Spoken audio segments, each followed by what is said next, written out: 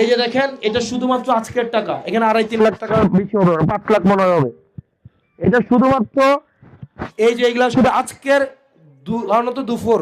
আরো প্রোগ্রাম 5-6টা আছে, আরো কিছু বড় লোকের এলাকা আছে। তো এগুলা তো দুপুর এলা পর্যন্ত। ও মাইক কি তো হয়েছে, এটা হচ্ছে দুপুর পর্যন্ত, বুঝছেন? আর রাত 11টা পর্যন্ত প্রোগ্রাম আছে।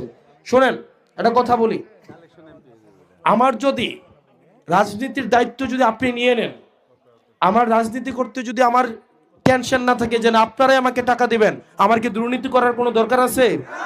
সাদাবাজি করার কোনো দরকার আছে? রাস্তা টেয়া খাওয়ার কোনো দরকার আছে?